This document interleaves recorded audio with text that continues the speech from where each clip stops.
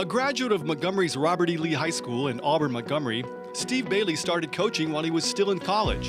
An assistant coach on the 1996 state championship team at Jeff Davis, Bailey took over for Hall of Famer Charles Lee and led the Volunteers for 6 seasons, including an appearance in the 6A finals in 2002.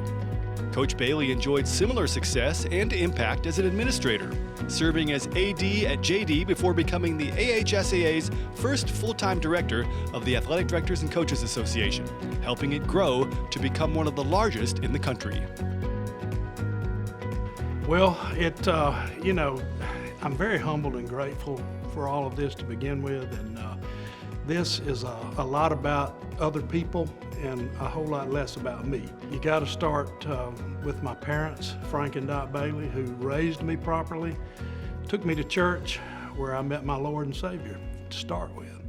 Then my wife of 46 years, Bonnie, and my 2 children, Lindsay and Chip, who have been instrumental in everything that I've done. And then you go back, and I had 2 gentlemen that were my Pee Wee football coaches, Bill Ackey and Bill Summers, who taught me how to love athletics and have fun to start with. My junior high coach, Charlie Williamson, taught me the value of hard work. And then there's Jim Tooley, one of my high school coaches, who was very instrumental in me becoming a coach.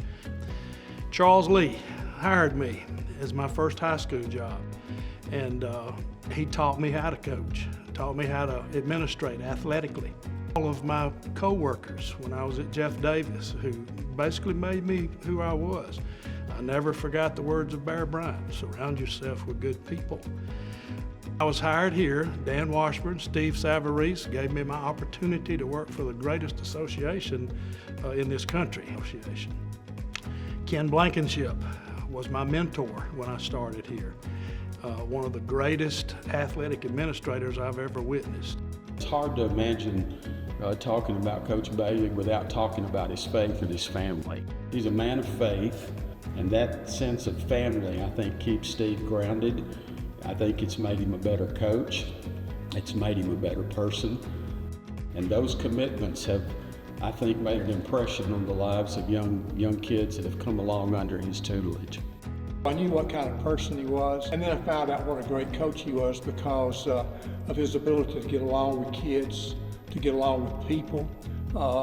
And then one of the things that it took me a while to learn about Steve was how organized he was. It seemed like everything that Steve did is really done well because he's so organized and does things so well. Well, athletics, as you know, teaches you about a lot of things. Of course, you're taught the values of teamwork and fair play and working hard for things and setting goals and things like that, and that's the way I tried to portray my coaching style. I did it because of the example of others. I did it because I loved kids. Loved being able to try to make a difference in their lives. So many times in my career, I dealt with kids that didn't have fathers. Some of them didn't have mothers. So being able to make a small difference in some of these children's lives has made it all worth it. When I left, Mr. Washburn hired me as part-time, and then Steve Savarese hired me full-time, and it was just a blessing to be able to go around this state and see great coaches at work and be able to have a small part in helping them. If you walk these halls downstairs and look at the plaques and the names that are on there, there are so many people much more deserving than I am. I'm just humbled. Just grateful for the opportunity, and to be recognized is such an honor and a blessing.